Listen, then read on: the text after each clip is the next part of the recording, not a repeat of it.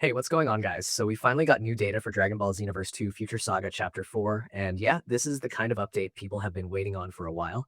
The biggest thing everybody is going to notice first is the new character lineup. At this point, the official listing confirms two new playable fighters, Goku in his Ultra Supervillain Quelled form, and the Supreme Kai of Time in her Ultra Supervillain form. That alone is enough to get people talking, because anytime Xenoverse 2 starts playing with these alternate takes on familiar characters, the whole vibe of the DLC changes. It is not just another costume swap or a basic stat tweak. It feels like the game is pushing deeper into the what if side of Dragon Ball, where anything can happen if the timeline gets messed with hard enough. And that is really the whole feel of this chapter. The story setup is clearly built around Fu's ultra supervillain experiments reaching their peak, and that means the game is leaning into the kind of timeline chaos Xenoverse has always been good at. It is the sort of thing that makes sense for this series, because half the fun has always been seeing classic Dragon Ball moments get twisted in weird new ways. So when you hear that there is a new extra mission arc in the mix, that is already a good sign that this is not just a character drop. There is an actual story chunk attached to it, and that matters a lot for players who still care about the PvE side of Xenoverse 2. Then you have the two new parallel quests, which is another nice addition because those are usually where a lot of the replay value comes from. You run them, you grind them, you get what you need, and then you end up running them again anyway, because one thing is never enough in this game. These quests are also where a lot of the new rewards are tied in, including the additional moves and the super souls. That means if you are the kind of player who likes building out custom characters and tweaking loadouts, there is going to be something here for you to mess around with. And that is always one of Xenoverse 2's strongest points. The combat is fun, sure, but the real addiction is making your own weird broken build and seeing how far you can push it.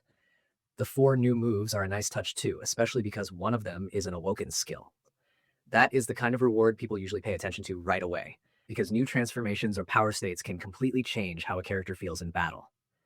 Even if everything else in the update was just okay, an awoken skill alone would get people interested. But here you are also getting four super souls, which means there is more room for experimenting than usual.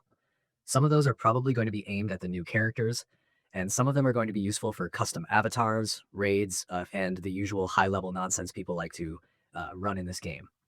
That part is going to matter a lot once players start testing what actually works and what sounds good on a menu but falls apart in an actual match.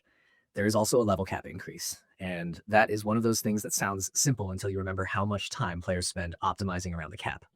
Going from 180 to 199 gives people another reason to keep building their characters, and for a game like Xenoverse 2, that extra room matters.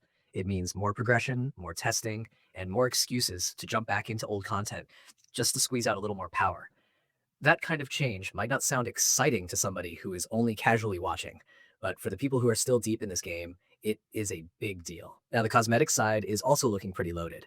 You have 6 costumes and accessories, which is exactly the kind of thing this game needs to keep custom characters feeling fresh. Xenoverse has always been about dressing your time patroller like they belong in some kind of timeline war disaster movie, so more gear is always welcome. And then there are the 8 new loading screen illustrations, which might sound like a small bonus until you remember how much players love collecting that kind of art.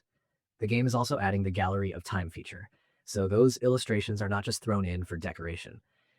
There's a real collectible angle here, and that gives the whole update a little more staying power. On top of that, the new high difficulty Ultra Time Patrol Battles mode sounds like the kind of challenge that will either make people love this update or throw their controller across the room. You are facing waves of classic characters across different spaces and timelines, so this is clearly meant for players who want something tougher than the usual mission run.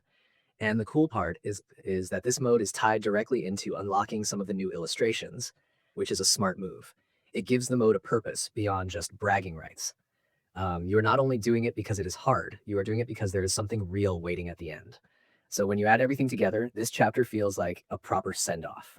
New fighters, new mission content, new quests, new moves, new super souls, new cosmetics, a level cap bump, a new challenge mode, and a new way to collect artwork.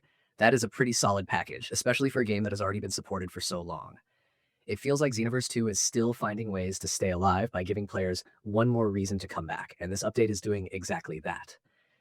It is familiar in the best way, but it is also weird enough to keep things interesting, and that is really what has kept this game going all these years.